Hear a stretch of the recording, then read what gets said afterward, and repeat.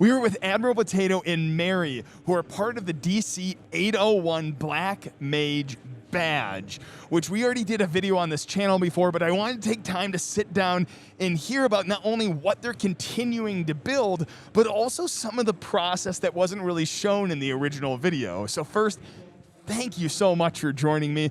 Again, Admiral Potato, what were you responsible for, just for anyone who's watching, for this badge? Oh, sure. Well, I was responsible, I guess I was software project lead on the badge game, and I guess I also kind of herded a lot of other cats. I feel like I was kind of the one who was pushing a lot of other people to like put effort in. Like, it was a multi-year project just to get the initial batch of these out into the world, and it took a lot of making sure that a lot of people were doing their particular part and coordinating things, but I was also designing the game engine to be a little bit different than some of the previous DC801 badges.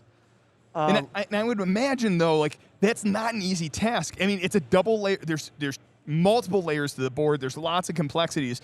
This wasn't an afternoon project. This was multiple years in the making. How big was the team which worked on it? So Hamster, he actually has made he's done the electrical engineering for all of the DC801 badges that I am aware of. There's probably like 4 or 5 of them. And I should probably be more well-versed on which ones those are. So Hamster does the electrical engineering. We have Bash Ninja and Pips, who are kind of just like there to kind of guide the whole organization. They mostly handle finance and promotion these days. Mm-hmm.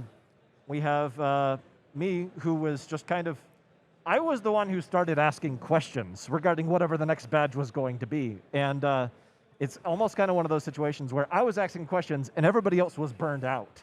Yeah. And so they're like, well, what ideas have you got? And I said, let me play around with some stuff. Okay. And so by playing around with a couple of different ideas, I think it was actually Bash who suggested, well, what if we pick a character that's like the Black Mage? And I was like, that's sweet. What can we do with it? Nobody else had any ideas. I said, oh shit, I got it, guys. The Black Mage, rather than having like fire, lightning, and electric spells like in the Final Fantasy series, they can actually have the magical ability to open a hex editor and edit the state of live memory in the game that you're playing. Everybody was sold. I was like, okay, I guess I have to make it happen. I have to imagine what you pitched, which was, hey, let's make a game, which is in and of itself remarkably hard.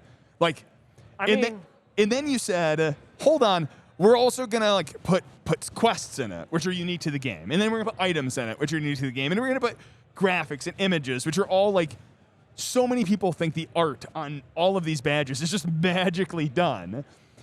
Yeah, there we go. And we're going to come to the art. But then the other piece of this is, then you go, oh yeah, by the way, we're going to make all of this editable by the user in a way that won't completely hose the game while you're playing it. That is true. That's actually... Oh, me? So okay. That's actually a really important part. Some of the previous versions of DC801 games, like all of the logic, all of the puzzles, all of the entities, all of the text and the dialogue that you would interact with any of them, that was all written into the C of the engine. So in order to be able to like make a change to the game, to be able to engage with it from a creator's perspective, you would actually need to have the entire build tool chain set up and running on your box, and you'd need to test it directly on the hardware. One of the things that was hard for me to get into. It took like 6 months to actually get enough information from each of the team members to be able to figure out how to compile from the source code that we had and actually get that running on the previous year's batch.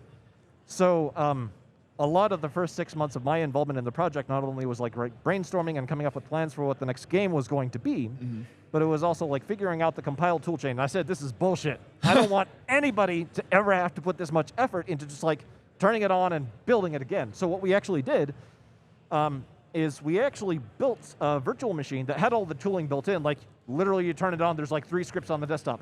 pull latest from our source from source control, make a build of the game, and and open it up and play it. So we first off started by making it easier and more approachable for other people to get the build tooling, because we gave them a whole VM that was ready to go.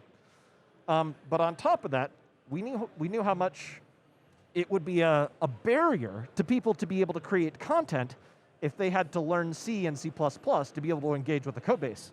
I said, guys, I know what to do with this.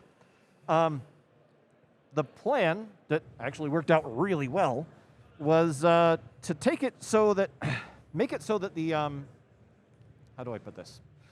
The engine is data-driven. You have a scenario.dat file, and you can copy that onto the badge with an SD card. And depending on which scenario.dat you put in there, you could be playing a completely different game. Oh, wow. Like a completely different scenario. Like all the engine stuff is there, like the hex editor, and since most of the physical interface of this is actually about being optimized for teaching someone how to get in and edit raw memory by literally changing individual bits in selected bytes in the hex editor. That's the kind of gameplay that you're going to have. But you can tell a completely different story. You can have completely different maps. You can have different dialogue, different characters, different everything. And that's all controllable with this one file. That's by this one game.dat file. Yeah. So our C source code reads the scenario data, and that's the game that you play. The thing is, that scenario data, we specifically designed tooling to allow anyone who just knows how to open a text editor, write a little bit of JSON, they can drag it into our browser-based game data compiler, and then it spits out a game.dat. Literally all you need is a text editor, a web browser. Holy cow. The tiled map editor, you can find it at mapeditor.org. And that's all you need to be able to generate a new game.dat and create custom content for your badge. That's really cool. And what's so cool about that is the barrier to entry for most people to reprogram a badge is you need to either A, fundamentally understand how the badge works from a hardware perspective, because you do hardware hacking on it. Yes. Or you go, I need to understand this exact chipset and know how to code exactly for this chipset and do it in a way which isn't going to break the original badge functionality. Yes. With yours, when I hear it's a JSON object, and I can just feed it to something which is now going to compile a file, which I just load onto an SD card, drag and drop onto drag and drop onto it, load it in, and it just loads it. Yes. And I can make my own maps for this. Yes, that's actually one of the things that we'd love to be able to let people know. You can make your own playable scenario in here. You can write your own story, and all you got to know is JSON. That's really cool. The thing I was so impressed with your badge. So in some ways, you make a badge to make money, to fund your hacker space, which is really cool. I love the fact that that's what you're using your badge for. Or other people, they make a badge because they want to make money with this, but they always hold something back. And with yours, it would be the gameplay, because the gameplay is incredible in the fact that you're editing hex, you're doing it in the burger, and you made a web browser version. That was legitimately the thing that made me go, you know what?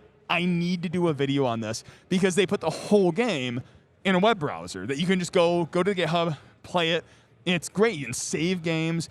And now you're telling me not only of all that functionality, you don't even have to buy the badge in order to continue to customize it and make new content. Though if you buy the badge, one, it's a lot more fun. You can bring in an airplane and things like that with you. On the other side of things, there's some element there which I actually think is easier to edit the hex, because you can be hitting the physical buttons. Yes. But also the artwork is so cool on it.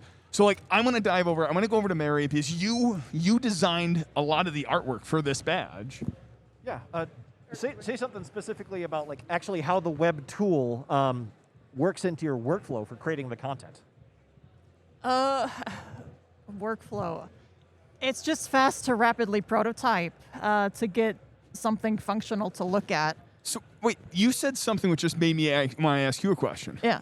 Does the JSON I write, I want to make a new map, can I impact the art in the badge? How it behaves, like how animations work, what things are called, what kinds of, I mean, yeah, you control, like, everything in this thing. Like, this menu right here, that's a map. This is a Really? map. The animations are entities. The options are just a dialogue. Like, that's just controlled with JSON. Anything graphically weird going on, that's just normal in-game scripting features. That's really cool. So let's start though. Like, I want to spin back to the art of the badge. Yeah. What parts of the art did you design? I did most of the sprite work. I think Corfid did that 3D model. Admiral did the rest of the 3D graphics. Okay. I did most of the sprite animations, some of the environment art, or like the entity like portraits in the Yeah. dialogue. I did all of that. I also scripted pretty much everything, I guess, of the She wrote scenario. the entire story. She wrote the entire scenario, and she Yeah. Most of it. she wrote all of the puzzles in our engine's scripting language.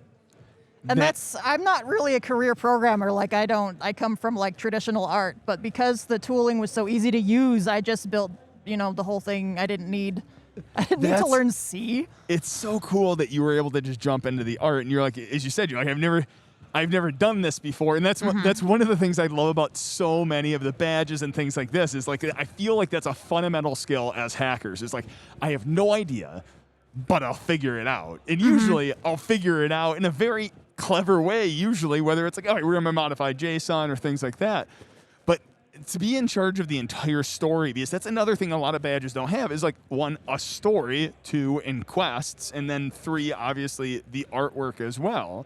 Yeah, I do have some game development in my background. I got most of a degree in video games, I guess you could say. So I'm familiar with like how to scale back an MVP, how to handle play testing, prioritizing development, how to make a tutorial that doesn't feel like a tutorial, that kind of thing.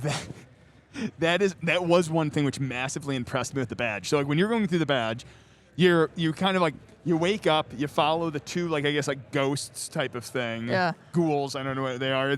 But they bring you back to a room, which then you have to RTFM. You have to read the effing manual. But you pick an item, which was just so clever. But you go into this room, and then it felt fun learning how to play a game. Like, it's really boring to go, oh, and if you open up a hex editor, you then can do this. And if you open up the hex editor and change these bits, like, it could have been so boring. But there is a whole, like, you find these books, you open up these books, it gives a reason and a story, and then there's even like, and these other 2 bits, we don't know what they really do, but you probably don't want to touch them. And obviously the first thing you do is totally touch them. But either Yeah. with that one, is like, can you tell me some of like the process that went to creating the art? Like, when you wanted to make these decisions, like, there's so much that goes into it. When did you start the story? How long did the story take you to write? I'm not sure. To be honest, I did a ton of graphics without even knowing what kind of game it would be, which is why there's a lot of monsters, because we thought it would be like more of a normal RPG. And I just wanted an excuse to draw things that didn't need a walk cycle, and that's why so many of them like float or just glide around. We were just kind of spitballing. And then eventually, like, oh, we need village elders, and then I started drawing people, or yeah, I don't know. Oh, that's so cool. So with that, what else am I missing on this badge that we really need to be aware of? Oh man, there's so many secret conversations. I really tried to anticipate people's sequence breaking this, and I would just love more people to try to like do weird stuff out of order, or like try to just talk to NPCs over and over again, because what they say does change quite a lot. Okay. Yeah, there's tons of stuff I'm sure no one's found yet. That's incredible. All right, what else do you have for us as some final thoughts? Well, I guess one of the last things I'd like to say about it is keep your eyes on this project for another couple of years, because our first revision of the hardware is like, that's it. That's what we're doing. We're going to continue releasing software on this for another couple of years. We've got 2 more chapters planned past the one that we're working on now. So chapter 1 is what people already have in hands. Oh, sorry. Chapter 1 is what people already have in their hands right now. We are working on chapter 2. We'll have it done eventually. But then we also plan on releasing chapters 2 and 3 more features of the badge hardware will get unlocked, and you'll engage with them to solve puzzles for the upcoming chapters. Wait, hold on. So there's features on the badge that you're not currently using. What are some of those? Well, currently the gameplay doesn't use the SD card slot at all, but we actually have plans for an entire castle worth of puzzles for fucking around with the file system. Really? Yeah. Any other ones? Any other sensors or things like that? Let's see. The Chapter 2 that we're coming up with right now, you get to plug a USB-C cable in here, and you actually get to engage with the serial console. So it'll be kind of a text-based adventure. We're going to play around and see what's actually fun to engage with there. And then there's some other stuff that... oh, wait, hold on. Do you have the new artboard? No. Not yet. Redacted's been super busy actually creating the challenge for the DEF CON badge itself, but he's actually the one who made the new artboard that we're releasing this year, whenever he can get it manufactured. So, yeah, that is a cool one. I released it. That came out, I think, afterwards. I think I got a picture of it, but the artboard was really, really cool. Well, hey, thank you so much. Thanks for diving into the badge and so many of the other features of it. Like, really cool badge. Go check it out. I'll leave links in the description of where you can find this badge and hear more about the DC801 project. As always, thanks for watching, and hack on.